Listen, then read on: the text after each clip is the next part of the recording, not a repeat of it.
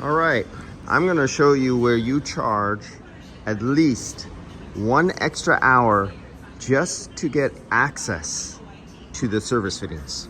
I'm not kidding you. This is insane. Okay, 1970 280 SL Mercedes, of course. Beautiful car. But that's where it ends right there. So not the service caps, but you know how they have the king valves on top of the compressor? I'm gonna see if I could show it to you. Let me get some light on. There we go. Do you see that silver shining cap? No, well, it's not clear. Sorry guys. Let's see if I could get it to focus. Let's see if I could get zoomed in.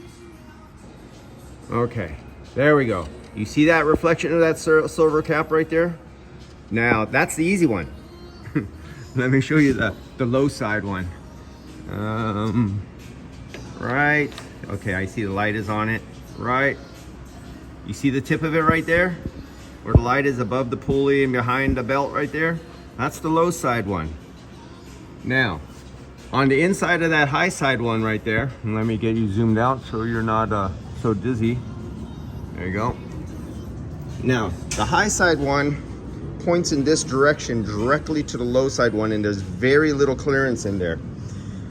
And somebody in their infinite genius thought they were going to put one of the retrofit fittings on there from the side like this that points in the direction right into the block of the adjacent low side fitting, making it 100% inaccessible. You have to remove this. So access from the back, only a small narrow hand can fit up here to the back, and you literally have to get your hand up, and then you have to bend your hand and then extend your fingertips, and you could get to the black plastic cap, but you cannot get over the block for the high side low side to get to those aluminum caps.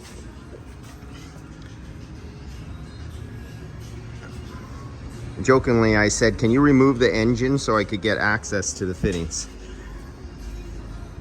Now, I remember doing them when I had younger and stronger fingers. And I remember doing these when I was younger. And you could kind of see right up in there, you can almost see it. I mean, everything is in the way. There is no clear access. And then after you get those caps off of there, you still have to get your long wrench onto the square fittings, and you have to have some throw to back out the king valve to get it out of there. Now in the old days, we're going back when these were brand new, going back to the 1970s when I was young, what you would do is, well, I'm not gonna bring it down right now, but where the hoses, the rubber hoses, what we used to do is you just cut right through the hoses somewhere in the middle where you have a straight piece, and you put in a barbed high side and low side fitting somewhere under the hood, and that became your new service points. That's what you do. But this is now considered a collector's car. You would never do that to this. It has the original hose. Everything is beautiful. I think it has 54,000 miles on it. And so we have to leave it pristine because everything is original, and I have to get access to that somehow. And that is the deal on this one right here. But I'll get back to you in about 5 hours when I get access and hooked up and have it on the vacuum pump. But that's what this one's turned into. And I'm gonna explain the subcooling. Well, this is not the subcooling actually. Actually, the main condenser on here is the subcooling. This is your main condenser for dropping the heat, and then it goes to the main condenser for subcooling. And I'm always in a hurry and I never get to explain this properly to people, but if I have some time, I'm going to do a very thorough explanation of the routing between this condenser and this condenser. And it's too bad they didn't have air to go through here or air to go out the back. I don't think. I think it's pretty sealed.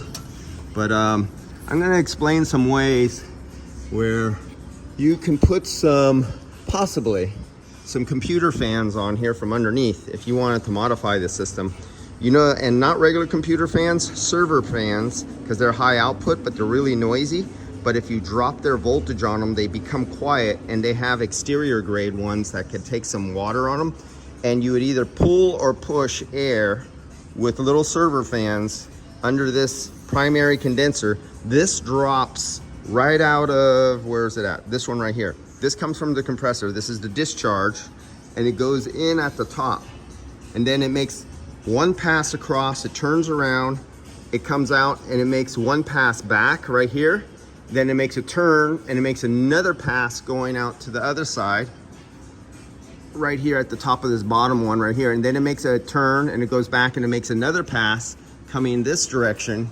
And now you're going, and you're a slurry of liquid and vapor that is cooler. You're not all liquid. And now you're going into what looks like it's going into the bottom of the condenser, but this tube actually goes to the top.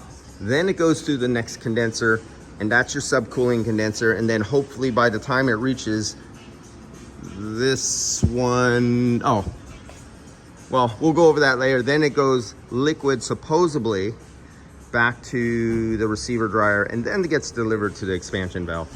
But we'll come back to that and after I solve this little problem.